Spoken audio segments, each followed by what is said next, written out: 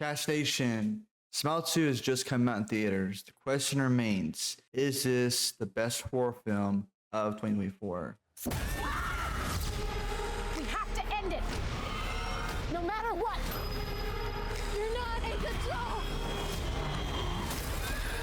I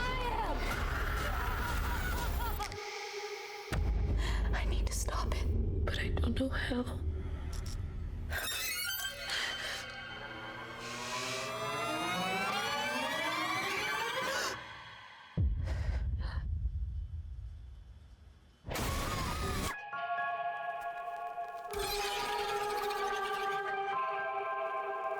Cash Nation, welcome back to a brand new review of the channel. My name is GG, and today we're talking about the brand new Smile 2 movie now out in theaters. Now, let's answer this first question. You have to watch Smile 1 to enjoy Smile 2. The answer is both yes and no. In the very beginning of the film, there is a sequence that takes place with the character from the first film into this film. Once that sequence takes place and is done with, we then get to Smile 2. So again, there's a character, a familiar face from the first film, but it's not the important that you need to watch the entire first movie in order to enjoy this movie. Now, Sky Riley, a pop star, a singer, a person who's just experienced a very severe and trauma accident from the year prior to this. Now, I will say as much. This film is elevated more by that specific factor because she has experienced a traumatic accident. And then, of course, what she's cursed, if you will, things go from bad to even worse for her, to the point to where you don't know what's real, what's not. The jump scares of this film are excellent. You know, the constant back and forth of seeing things happen but aren't really real.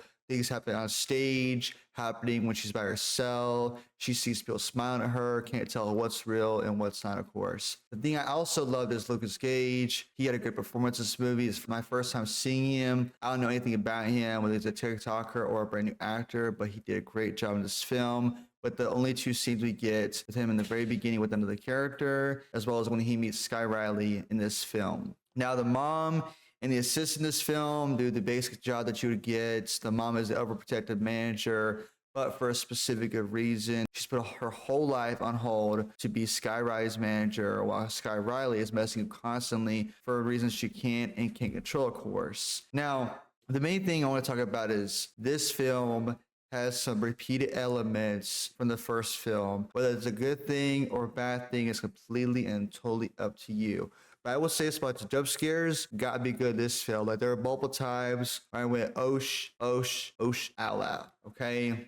There are some jump scares in particular that I remember that are very similar to the first one, some that are original and unique and cool, and some, again, I was just like, okay, I see you got that from the first film, but it is what it is. But overall, this is an excellent horror film on its own. This is probably my favorite horror film to come out this year. It is literally, for me, horror-wise, an 8 out of 10. But movie-wise, comparing this to the first one, a 6 out of 10. Mainly because the ending isn't fleshed out enough, unfortunately. The ending, to me, isn't fleshed out because in the first one, we see the full execution from start to finish of how everything happens. In this film, you get a different perspective, and for the right reason, I'm like, that kind of disappointed me to where I lost some points there. Now, I will say this as well. I enjoyed the production and the sound design of this film because there's so many moments to where, because of how loud at points the noise can be when the jump scares do happen,